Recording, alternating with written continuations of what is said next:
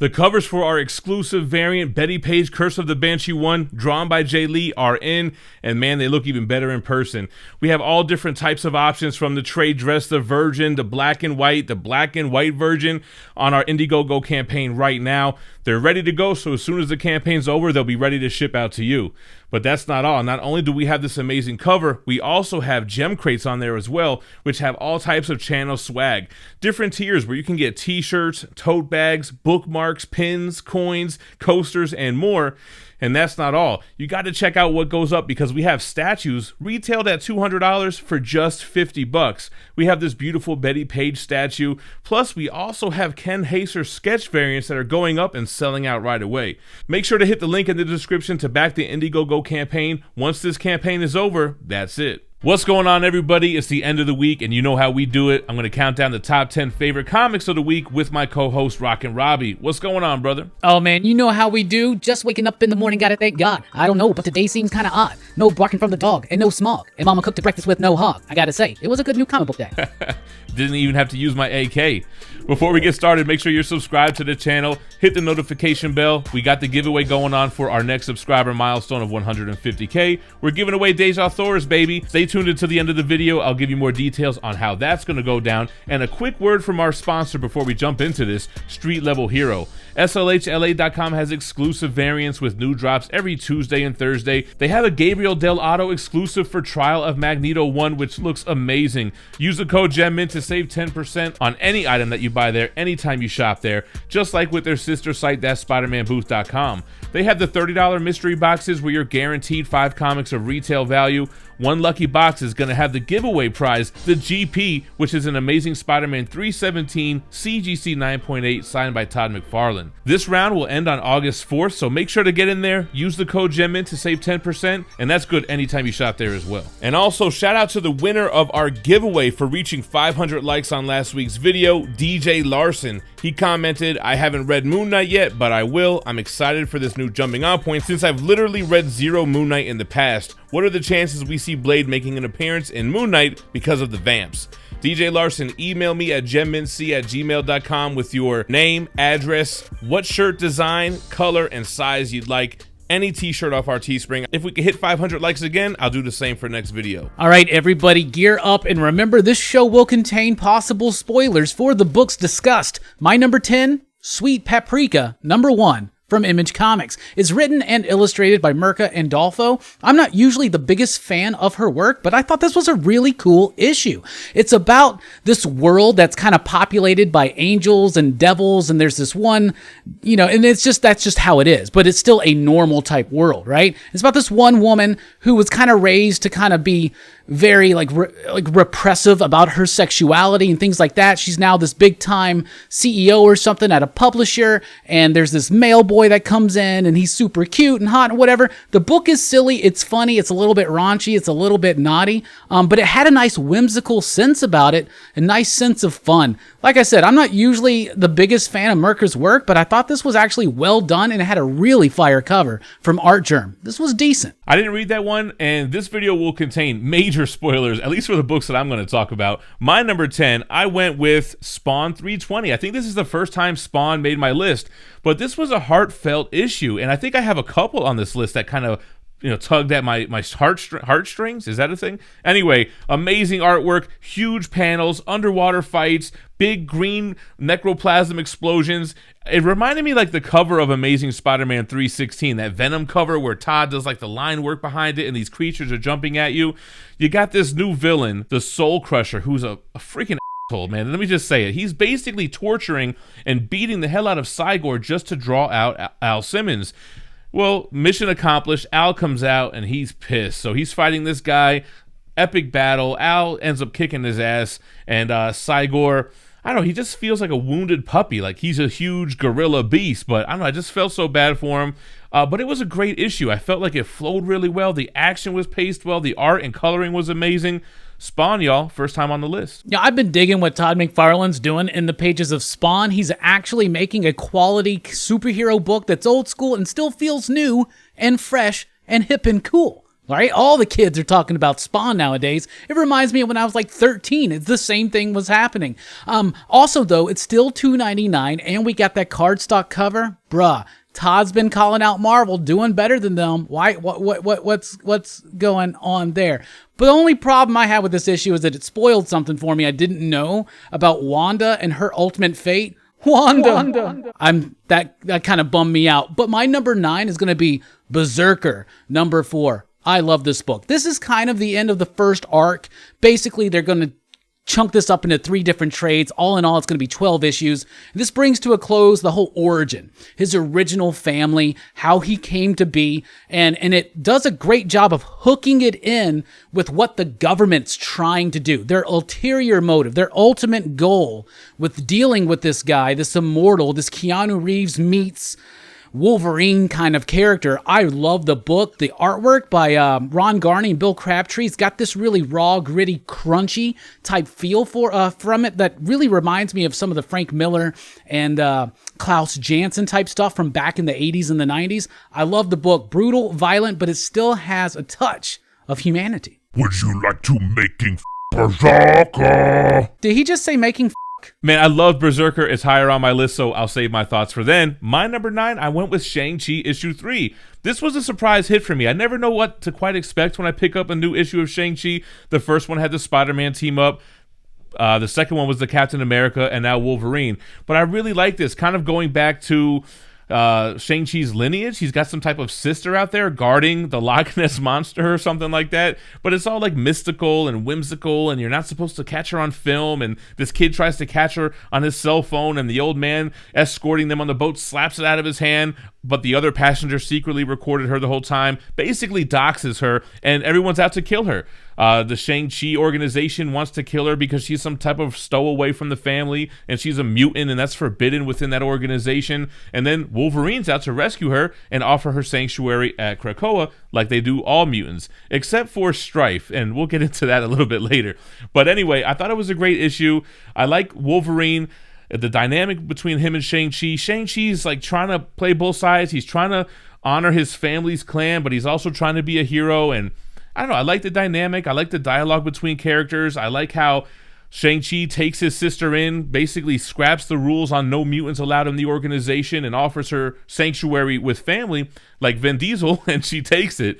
And Wolverine's kind of like, all right, cool, well, man, holler at me if you need me. I'll take care of all these people while you guys escape. And I don't know, I just thought it was a fun issue. I didn't read this one, but after last month when you were talking about issue 2 with me, I kind of wanted to jump in, but Diamond actually shorted my shop like 20 books this week, so I didn't even get to read things like That Texas Blood, which may have been on my top 10. So Diamond, if my top 10 is not correct, it's on you. But I'm moving to Marvel as well for my number 8. My number 8 was Fantastic Four 34. I don't understand how, but Dan Slott's doing a really great job with Fantastic Four. I am loving this book. This is the book I grew up with. Fantastic Four, and of course Superman and Spider-Man and the X-Men and Batman and other things. Aquaman, of course, but the Fantastic Four was always my ride or die. I never missed an issue of Fantastic Four in my life, and this feels classic. It's so fresh. It's so fun. This is the conclusion of the Bride of Doom story. Basically, Doom is trying to marry Victorious. It's just a ceremonial type thing to consolidate power or whatnot. But the day before the wedding, Johnny Storm sleeps with the soon-to-be Bride of Doom. And then during the wedding, Doom finds out. And one of the best parts in last issue is as soon as it gets like revealed, Namor just lasts for like 3 panels, which is just the perfect response. But this was a great conclusion. It sets up a different status quo for one of the members. Basically, Doom does some magic to Johnny, and now he is constantly burning at super intense Nova Flame. We've seen that done before. Reed's going to find a workaround. It'll ultimately get fixed, but it was a really solid issue.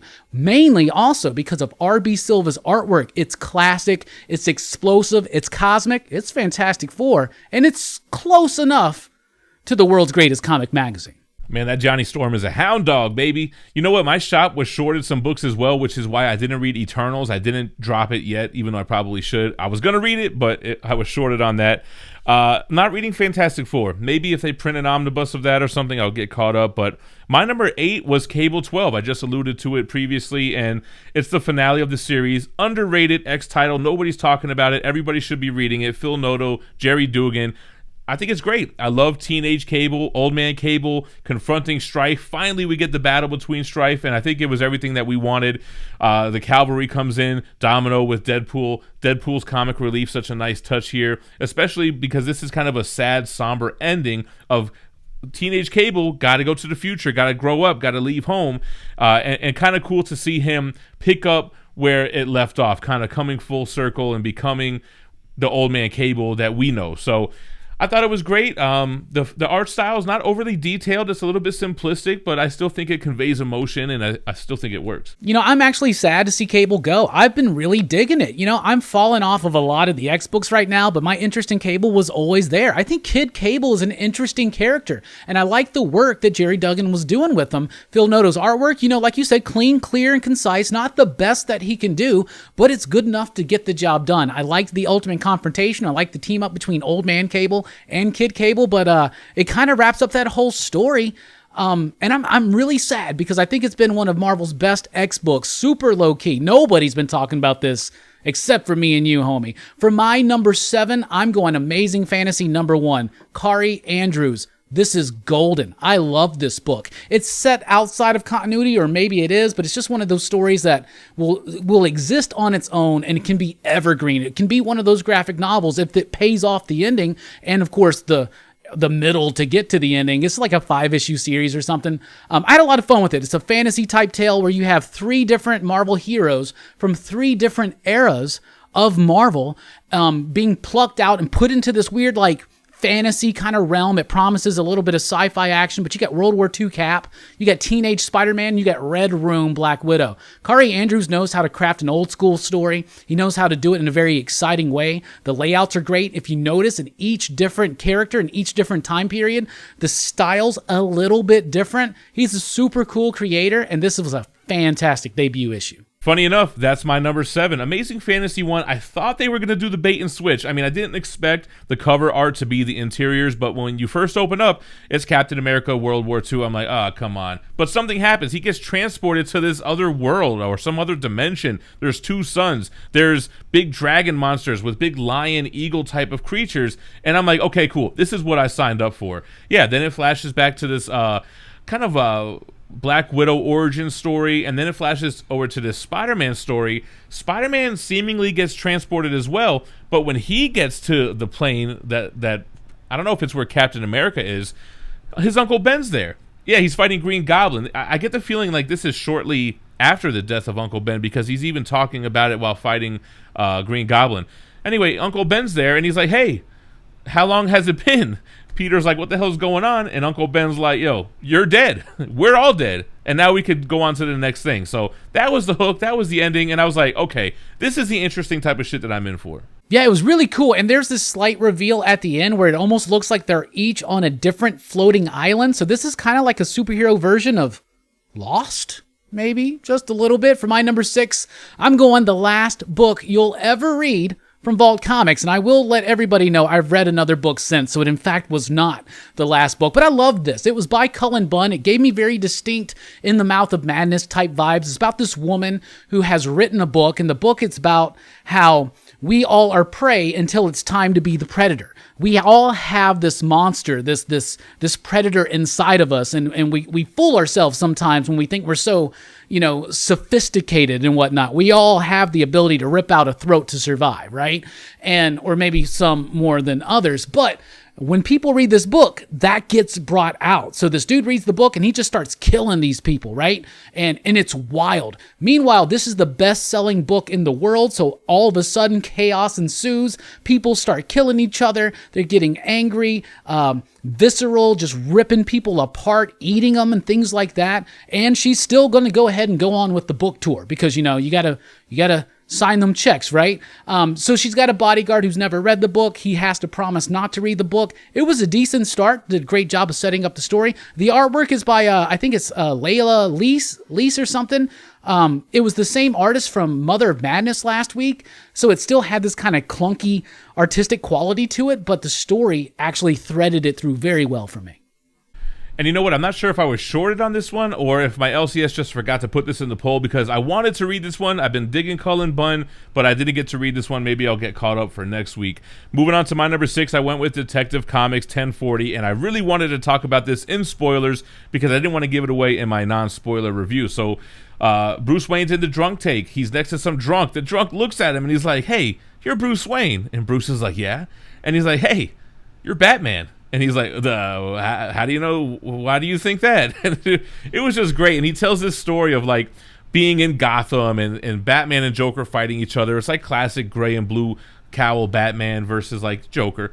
And how he's on the rooftop and Batman doesn't think anyone's on there and like lifts up his mask to rub his eye. Robbie, you probably have beef with this. I don't think Bruce would do that. But anyway, it's kind of this funny little interaction in the jail, and then you have Penguin stirring up some shit behind the scenes. Like in the previous issue, he feels like he's not respected as a Gotham villain, and he's plotting on the background. Same thing with I always forget the guy's name, the person who wants revenge on both Bruce Wayne and Batman. Great artwork here. I feel it's Jim Lee vibes. It's Prime One Studio Batman vibes, and I just really like that interaction with Bruce and this guy that's in jail with him. You know, I really wasn't digging on the last few issues of Detective Comics with the art switch in particular, but now Dan Mora is back, and you are right. The art there is just popping. It is fan-freaking-tastic. Dan Mora with Jordi Belair on the colors, amazing. You get that little flashback to like 80s Batman in that 80s costume, superpowers, fighting Joker, classic feel, but still modern too when they get to the modern day stuff. I loved it. It was actually really solid. It just goes to show that the art in this book, in both Batman books, is right now some of the best art in superhero comics. I'm moving on to number 5, and I'm going Made in Korea. Number 3 from Image Comics. This is written by Jeremy Holt with artwork by George Shaw.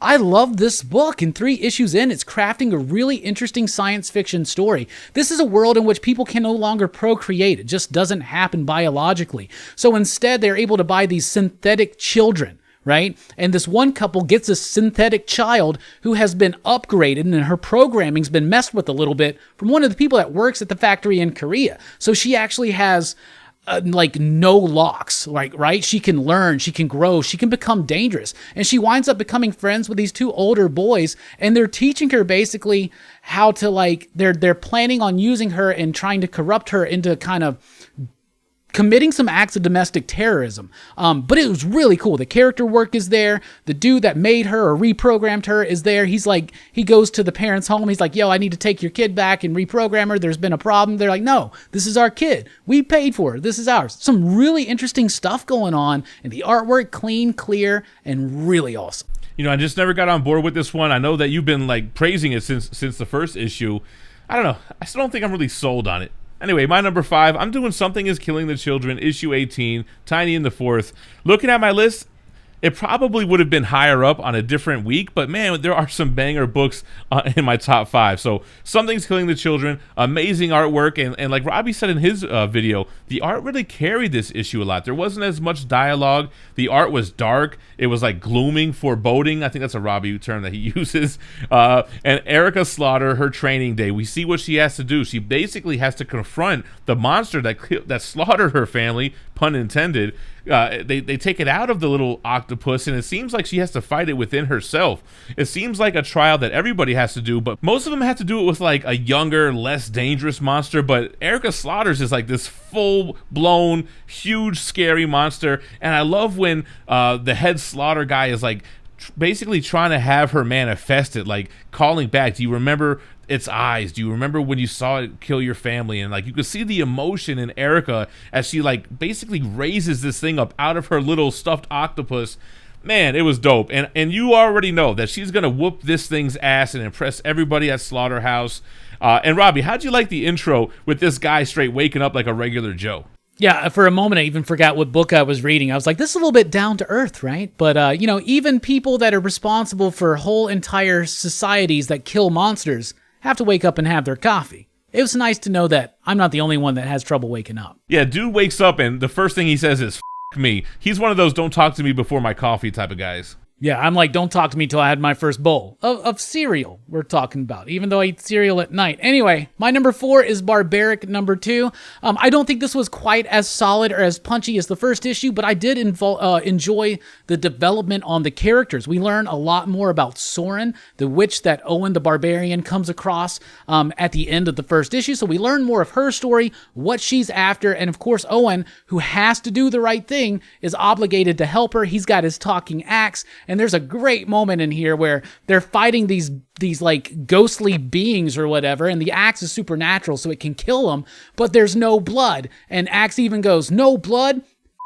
That's a little bit of a criticism. It didn't quite go as hard or as wild as the first issue, but I thought it kept it going enough. This is going to be a 3-issue arc, and it's going to be returning. Barbaric needs to continue for years and years and years because I think there's a lot of potential here. Yeah, I loved issue 1. I mean, I liked issue 2. I feel like I had big shoes to fill. I don't feel like it met the high expectations that I gave it. You know, we had the backstory on the female character, and it was kind of sad and touching. Like I said, a lot of these pulled on my heartstrings, right? Her family disowns her because she's a witch, but she's really a necromancer, which is kind of the same thing. I think it took a long time to get to the action. I think it was a misstep not having a bloody gore fest that the axe could really get off on, and like his complaint was my complaint on the book, like what, no blood? But I'm not. It's not a drop it type of thing. I just feel like this issue, the pace slowed down a little bit too much for me.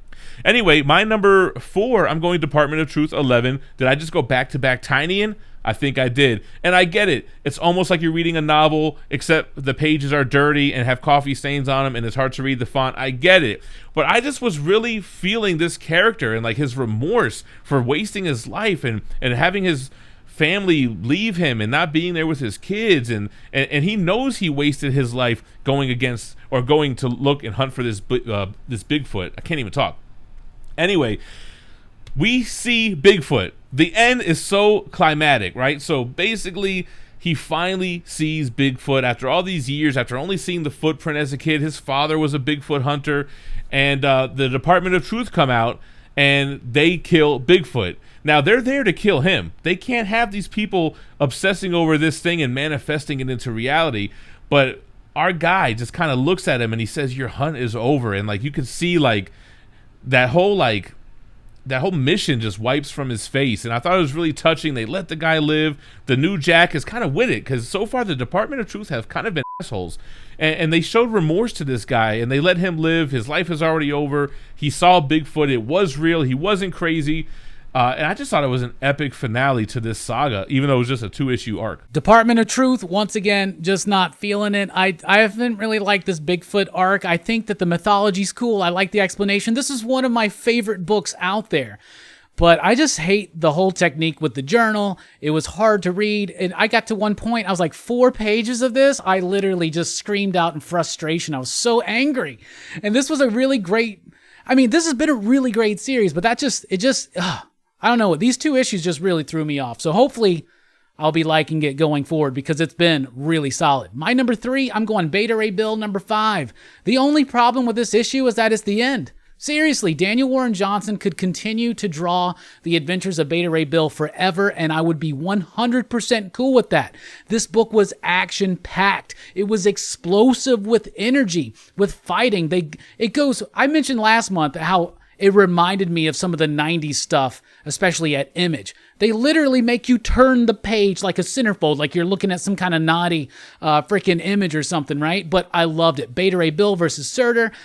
Initially, I didn't like the ending. I thought it was rather abrupt, but the more I let it kind of just sink in, all day long I was thinking about it, and it moved it up higher on my list than I initially wanted it. This has been a slam bang fantastic run. Daniel Warren Johnson, he's a titan in the industry. Yeah, totally agree. I've loved every issue of this 5-issue miniseries. This is higher on my list. If you watch my new comic book day reviews, you know exactly where it is on my list. But before we get into that, let's go to number 3 with Berserker issue 4. Now, Robbie, let's have a conversation. And am I crazy, or is the mother figure from 80,000 years ago the therapist who is giving him these sessions? There seems to be a little bit of that alluded to, and I like that idea if that's what they're doing. Of course, she was gifted this child by the gods, so I wouldn't be surprised if the gods were able to bring her back and kind of re-guide him into his purpose. Yeah, I really like that, how they show the fall of that family that prayed for him, that he showed up there 80,000 years ago. The mother's not with what the father's doing. Nobody's with it. What is his name? Something with a U. Udane or something? We're going to go with Unute. So he's with it because he likes to brawl. He likes to fight. He knows he's a weapon, but he's got resentment against his adoptive father. And when they get set up, they get caught in a kill box. Their village gets destroyed. The mother gets killed, but she doesn't get mutilated, if you notice that. He lets the father get killed. He lets himself get killed, and that's where he finds that he's immortal, that he can't die. He basically cocoons himself, comes out naked, look like without skin. He looked like he was all muscle and tendons. And then we're flashing forward to the future. They're putting him through these therapy sessions to try to get him to remember things, to hopefully unlock his past. And he knows why they want to do it. They're not doing it for the goodness of him. They want to weaponize him. They want to make more of him. And that's when we get that hook that this therapist might be the mother figure from back then. Maybe she didn't pray to the gods and he came. Maybe she has something more to do with it. I'm interested. You also had your violent, gory bloodshed that should have been in Barbaric. They did it in this issue. It was great as always. Killer book. Yeah, I really like the issue. It's a little bit lower on my list. We talked about it earlier. I just thought it was really weird when at the end, all of a sudden, she's like, Anute, are you okay? And he goes, My love for you is ticking clock, Berserker. That joke will never get old. For number 2, I'm going Something is Killing the Children. Number 18, you already talked about it. I loved this issue. Atmospheric artwork. Atmospheric is bro. This was so freaking good, and I love James Tynion can be a very verbose, exposition heavy writer, and that's not necessarily prevalent in Something is Killing the Children. I think it's because Werther Dell'Edera is such a perfect creative companion for Tynion in his work, especially with Miguel Muerto. The artwork is great and really got to carry this issue. There are a lot of silent moments, but you feel it. You feel the pace, and the pace brings a tone, an atmosphere, a mood, an emotion even. I love it. You know, the realization that King Dick Slaughter has at the end when he's like, yo, you didn't tell me that her monster was going to be the big wheel, you know, the big deal. And you just get this sense that what she's about to go through is something supremely intense, ultimately ultra gnarly, and probably gonna kill her. We know that's not the case, but what's so great about this book is they spent the last 2 issues building up what's going to happen in the next issue, that we're legitimately concerned, even though we know she makes it through. Yeah, that's how you know some good writing. Like, oh my God, is Erica gonna make it through? Oh yeah, she has to because she was in the future arcs. Anyway, my number 2, I'm going Batman Reptilian issue 2 by Garth Ennis and Liam Sharp. Man, I'm loving this series. This is DC Black Label. This is a dark, almost too dark. Like Robbie, I watched your review and I agree. I love the artwork here. I think it's amazing. It is a little muddy. It is a little hard to see things at times, a little Bill Sienkiewicz style almost. But I thought it was still epic. I really like it when you can see what he's drawing, what he's painting. It's so well detailed and the story is so dark. Maybe a little too dark, but I'm still digging it. What is this monster? What is this villain that is taking a taste out of Batman's rogues galleries? Now, for a second, when they were comparing it to a great white shark, I'm like, is this going to be Killer Shark? But I mean, it's called Batman Reptilian. It's probably some type of reptile-like creature. It's not Killer Croc, though. I think he was there, too. But anyway, they were saying how the great white shark doesn't really hunt humans, that he mistakes surfers for a seal because that's how it looks from the bottom, and they bite it and get a taste and leave it alone. And that's what this beast is doing to these villains. Man, Penguin's laying on the floor holding his entrails in his hand. Poison Ivy's literally been scalped. I don't know. I just thought it was so dope, so unexpected. I feel like this is going to be a classic. You know, I really like Garth Ennis, and I love Liam Sharp. But yeah, I did think the artwork was a little bit murky in this one. It was kind of hard for me to kind of figure it out, but maybe it was my lighting in the room at the time. I do think the story was a lot better. I like this concept of this new reptilian villain, and they say, yeah, he's a new villain that we haven't seen, but I like him just kind of taking a bite, trying to take a taste out of Penguin, taking a taste out of Poison Ivy, and oh, they're not good enough. We're just going to throw them back, but still a pretty solid book. But for my number 1, I'm going Gru meets Tarzan, number 1. And yeah, I'm just as shocked as you are. Gru has been off of my radar for years. I haven't read a Gru book in forever, but when I was a kid, I used to love Sergio Aragonés' work in Mad Magazine. I used to read Gru the Wanderer from Marvel Epic. That was really fun, cool stuff. I saw that this was popping out. I was like, let me see if it still has the magic. And it does. This comic book's been in publication for about 30 plus years. Come on, yo, to still be able to craft an impeccable humor comic book that makes fun of itself, that makes fun of the creators. And just like the title says, it's Gru meets Tarzan. So it starts off with Sergio and Mark Evanier, who is the writer of Gru and the partner there with Sergio and what he does. And they're at a con, and it's poking fun at the community. They're poking fun at themselves. You got cameo appearances from Stan Sakai of Usagi Yojimbo fame. I just love those touching, like, little tiny moments. And then Gru, you got the Gru adventure. It just threw me right back into everything I love about this character. If you're not familiar, you definitely owe it to yourself to check it out. It's like a really dumb version of Conan the Barbarian, and every time he shows up, he just wrecks everything. He's on this ultimate quest to find the best cheese dip in the universe, and aren't we all? Let's be honest. But then the Tarzan bits. The Tarzan bits are done by Thomas Yeats.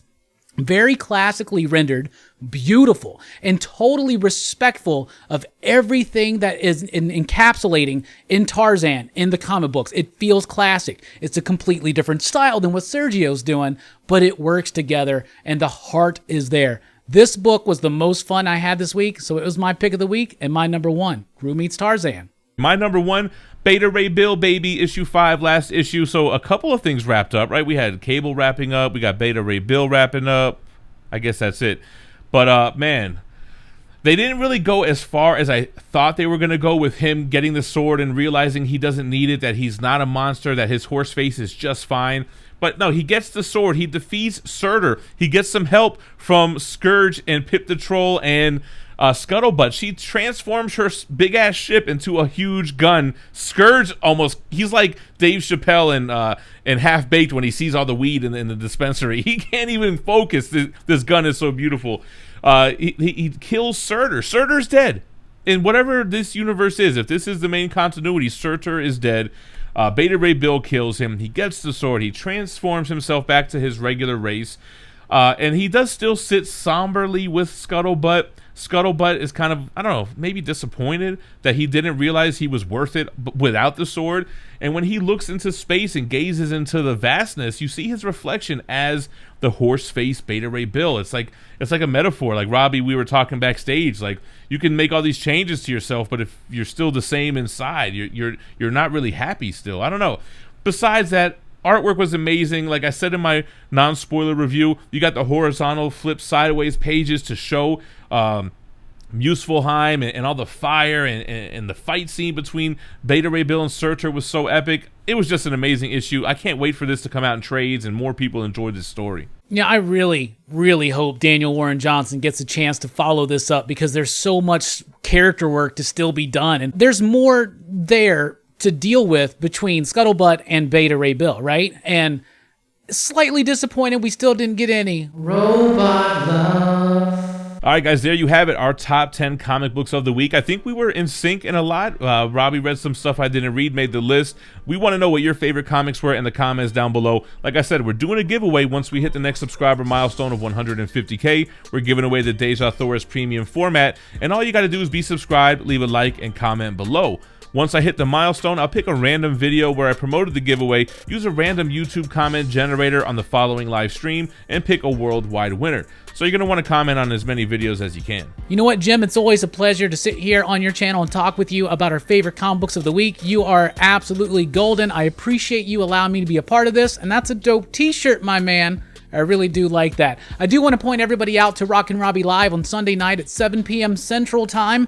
It's been a while since I've done it, and I'm planning on 4 hours this week, so get ready. It's going to be epic. That's a lot of Rockin Robbie Live. If you can't wait to then, make sure to check out last week's top 10 comics that we did. Check out my new comic book day reviews and subscribe to both channels. Stay minty fresh, y'all. Pop, pop.